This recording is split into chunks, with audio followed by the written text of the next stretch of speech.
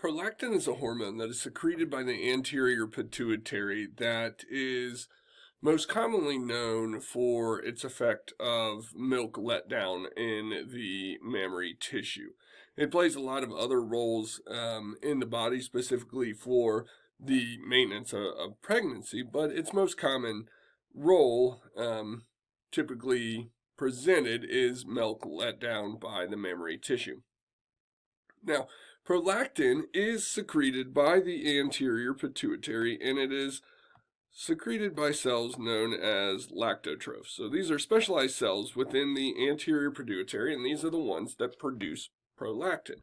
Now, when we talk about hormones, we often talk about the stimulus that triggers the production and the release of certain hormones, but prolactin is a little bit differently in that it acts on an inhibition style mechanism. So prolactin release is inhibited by a neurotransmitter known as dopamine. So we'll say that dopamine inhibits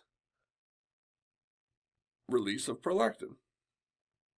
So we have to think about this one a little bit differently, because if that's the case, right, low dopamine levels are what stimulate the release. Okay.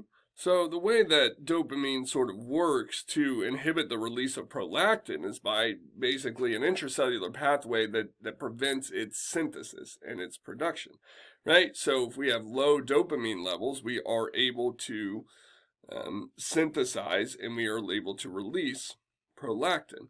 And again, it has a variety of different effects on the body, but the most prominent one that people tend to talk about is milk letdown on mammary tissue. So the target of this, we're going to say, is mammary tissue.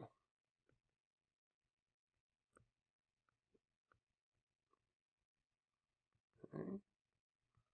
Now, it's stimulation, right? What causes it to be released is that low dopamine levels, right? So we can think of it as almost a anti-neural stimulus that's going to cause it release, right? So at the target, the prolactin is going to bind to a prolactin receptor on the cell surface, right? Now, when we talk about hormones, we talk about those three main signal transduction pathways, right? Those three pathways being the cyclic AMP pathway, the IP3 pathway, and the MAPK pathway. Now, there are some reports of prolactin using the MAPK pathway in some different tissues, but the most prominent one is actually none of those. So remember when we talked about cell signaling, we talked about these things called tyrosine kinases, and those were enzymes, right, that acted to phosphorylate something. And that's the way the prolactin works, is it actually works on a tyrosine kinase, which is known as JAK2. Okay, so JAK2, it's a funny way that it has its name, is when it was originally described, it was just called just another kinase, right? And that's where it gets its name, JAK kinase, right? Some people now refer to them as Janus kinases, but I like to think of it as just the JAK kinase. And the JAK kinase is what's going to phosphorylate the protein, which is STAT5. Okay, and STAT5 then is going to act as a transcription factor.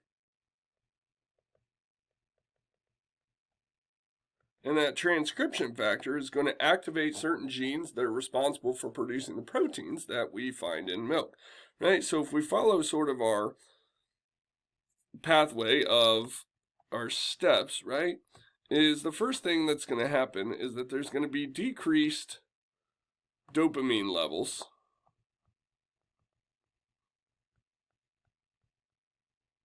Trigger prolactin synthesis and release.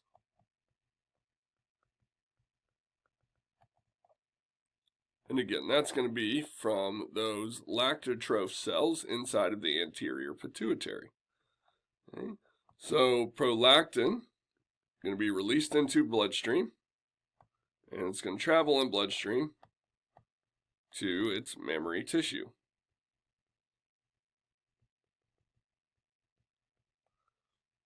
There, it will bind to a prolactin, which you'll often see abbreviated PRL, receptor. And when it binds to that receptor, it's going to activate that tyrosine kinase, which is JAK2. And when we activate JAK2, that's going to phosphorylate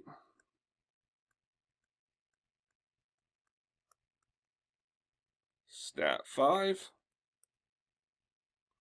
And STAT5 acts as a transcription factor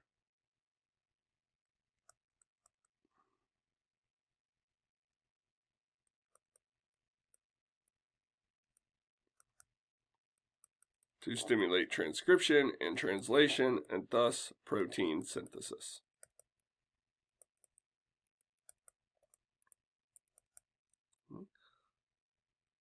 So, prolactin acts on a negative feedback loop, right? So if this acts on a negative feedback loop, high levels of prolactin are going to stimulate increased productivity of dopamine, right? And so those dopaminergic neurons are going to release a little bit more dopamine, and if we have an increased level of dopamine, we'll get that decreased level of prolactin, right? So this works on a negative feedback loop, and that's how prolactin works.